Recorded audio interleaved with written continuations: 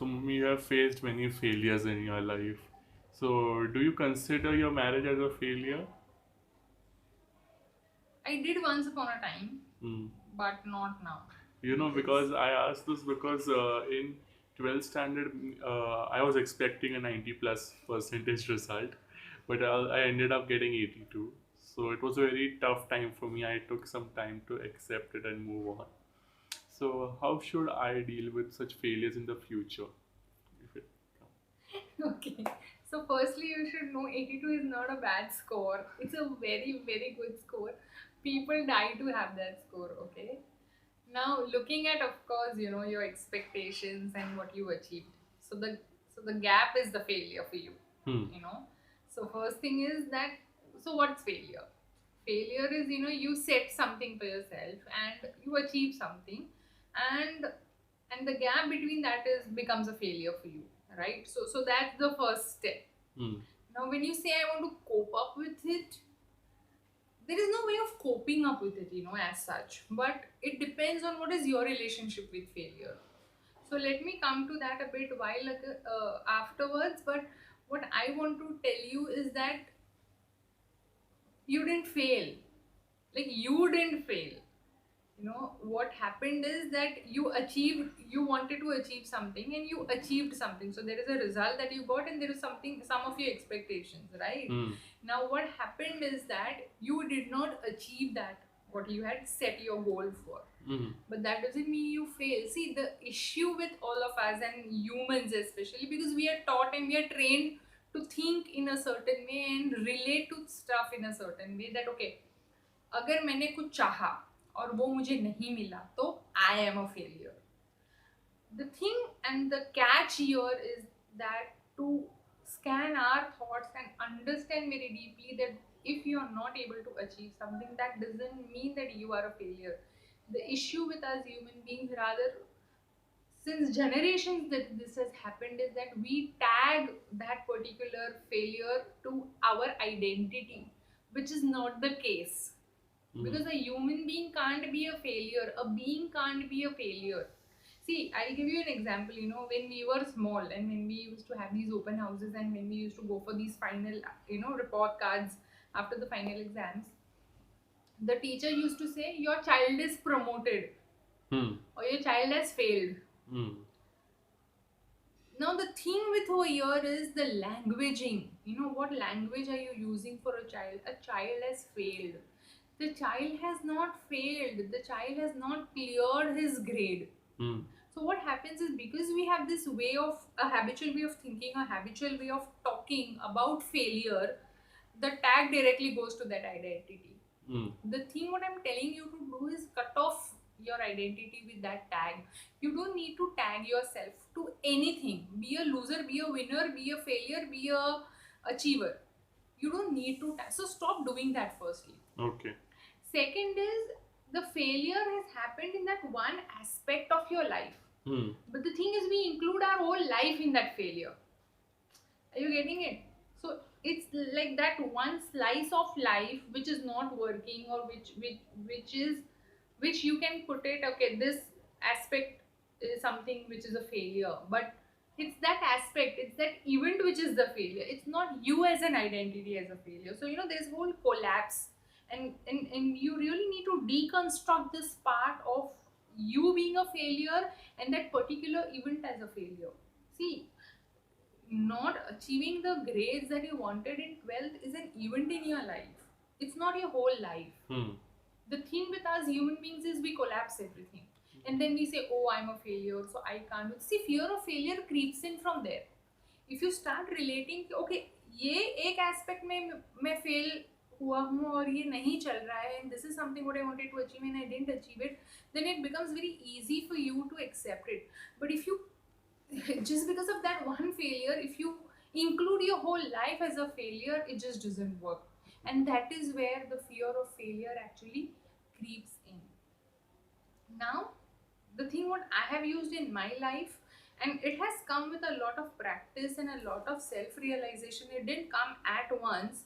But first thing is that accepting and not only accepting that event or that failure in that particular aspect of life, but also feeling and absorbing that whole emotion, that pain behind that failure. You know that because you, when you fail, you're hurt, you want to cry, you just feel, you know, you have lost a very important aspect, or there's a lot of time because you invested in it, you know. Hmm. So there are many emotions that runs through when you actually face a failure. So accepting that, and also along with it absorbing the whole pain. Hmm. So that's the first step of coping up with failure, if you say so. So that's the first thing. Second thing, what has worked for me to keep on moving at a higher pace in my life is, at one point in time I actually stopped tagging my identity with that failure. So I stopped telling myself I'm a failure. I started relating to it. Okay, this particular incident is a failure, or I failed in achieving this, or I failed in going through this part of my life, but that does not mean I am a failure. So this one aspect is a failure, right? So that's the second thing. The third and the most important thing is, so when I started doing this, you know, that collapse and the deconstruction helped me actually look at, okay, this is not a failure, but this is a process of learning. So, you know, that there's this whole learning curve which I went through, where I actually was tagging my identity as a failure. So from there, actually, you know, deconstructing, moving out, and then actually saying, okay, this is a process of learning. Because if you also know, every failure gives you a learning. Hmm. Every aspect where you don't perform to what your expectations are, there is a learning. Because every time you, when you self reflect, you always find, okay, there was a gap. Okay, probably I could have coped up here better, or probably I would have given some more time for revision over here, probably I would have actually put some more preparation work or some more groundwork needed to be done. So some of the other aspects come out, emerge out, when you actually self-reflect. Now, if that failure does not happen, will you ever be able to come out with those gaps? No. No. So that becomes a very important part of it. So that's the third part. And the fourth and the most important part is that, you know, when you really treat failure as a stepping stone. Hmm. Okay, you know, this is where I lack, or this is where I need to work more, or this is the groundwork which I need to do more. I skipped doing this kind of work. And if you take that as a stepping stone, Hmm. it becomes very easy. See, you need to understand, fear of failure always comes from there, where you don't want some few things. So you want to avoid that pain mainly, and that is why you keep on protecting yourself, and you hide your shine and you hide your light under the cover of fear of failure. But that does not need to be done, you know.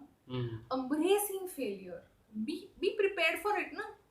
Whenever you take up anything in your life, we all play to win, right? We all play to win. But you cannot overlook the possibility of that 1% failure in that particular project. Then it can be anything. It can be your studies, it can be any project that you take up, it can be any assignment that you take up. But that 1% of possibility is there that you may fail.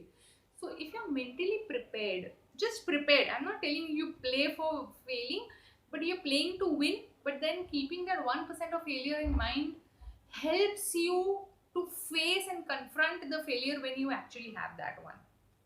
Are you getting it? Yes. So, embracing the failure, feeling and absorbing the whole failure emotions, replacing that thought of from failure to a learning process. Hmm. You know, so these are few things which you really need to keep in mind, which becomes easy for you to cope up with failure.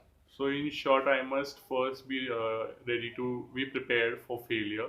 Second is that I must consider it as a learning. Yes. Third and the foremost is I must embrace failures. So And actually, absorb the whole emotion and the pain. Hmm. So actually, I was thinking, like you said in the last video of persistence. So if I follow all the steps to develop persistence, I have a better chance at coping up with failure, as to say so.